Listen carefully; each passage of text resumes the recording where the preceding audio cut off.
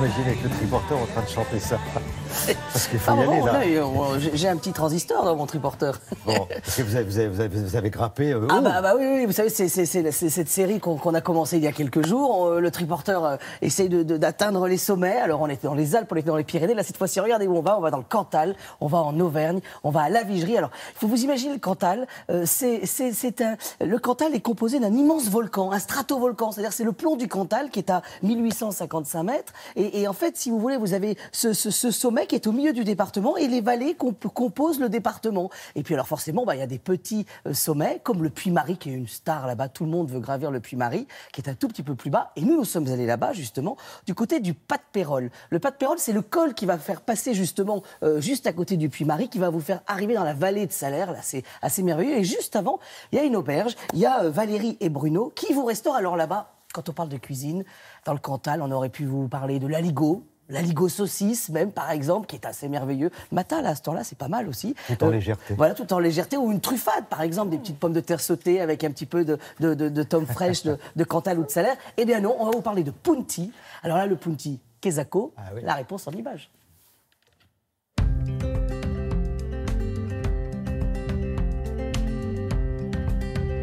Ah fermeture de la route normale. On est à 1600 mètres d'altitude et le col du Pas de Pérol est fermé 6 à 7 mois de l'année. Mais ça tombe bien, on a rendez-vous avec Bruno et Valérie, juste là-bas, pour cuisiner. Can't you see that I've come crawling on my knees to get to you, get to you, get to you. C'est moi ou ça monte un peu pour venir vous voir? Oui, un petit peu. Bon, dernière étape avant le col. Ouais. C'est ça, non? C'est ça. Qu'est-ce qu'on pourrait manger là? Une petite crème de lentilles avec des petits copeaux de foie gras mi-cuits dessus. Ah oui, qu'on met juste au dernier moment. Voilà. Comme ça, là. Lentilles de Saint-Flour. Voilà. Ah oui, alors en plus, elle n'est pas verte chez vous. Hein. Non, elle est blonde. Et après, des petites blettes sautées avec un petit peu de forme d'ambert. D'accord. Là, quand même, j'avoue que l'emplacement est plutôt bien choisi quand même. C'est pas mal, ouais. Il y a pire comme endroit. C'est la plus belle vallée du Cantal? Du monde. Ah oui, non, du monde. Du monde. Ah oui, ça va leur plaire aux autres vallées dans le Cantal. Hein. Alors, je vais me faire des amis.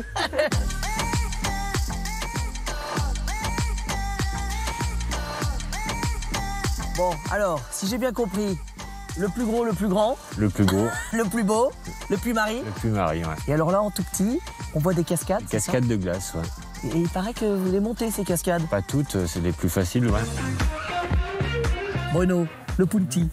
Qu'est-ce qu'il nous faut pour le punti, déjà, la base? La base, c'est le verre des blettes, le persil. Moi, j'utilise de lardons, mais on peut utiliser d'autres viandes. Après, les œufs, les oignons et le pruneau, évidemment. On commence par mixer les blettes, l'oignon, le persil. On ajoute les lardons qu'on mixe aussi, qu'on a fait revenir préalablement. Quand on a fait cette petite pâte, on transvase ça dans un saladier. Ouais. Là, on ajoute les œufs, la farine, on touille et on ajoute le lait pour faire une espèce de petite pâte à crêpes, on va dire, un peu épaisse. Et les pruneaux, on les met à quel moment?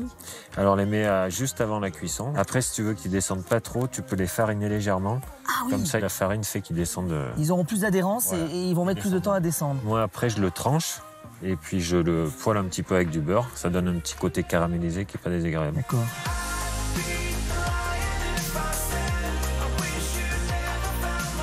Ah, il y a un moelleux. C'est moelleux, tu vois. C'est pas très... Le moelleux, c'est les herbes, c'est ça, c'est les œufs, c'est tout ça. Il y a des gens qui disent que le punti, c'est lourd, mais en fait, c'est pas lourd si tu mets plus de verre que de viande, évidemment. Bon, le punti, c'est lourd si vous savez pas le cuisiner. Voilà. En gros, c'est clair. Le punti. Le punti. Mais ça, c'est un classique, hein, là-haut. Bah, ça, c'est un classique, ça. Vraiment, si vous loupez votre punti...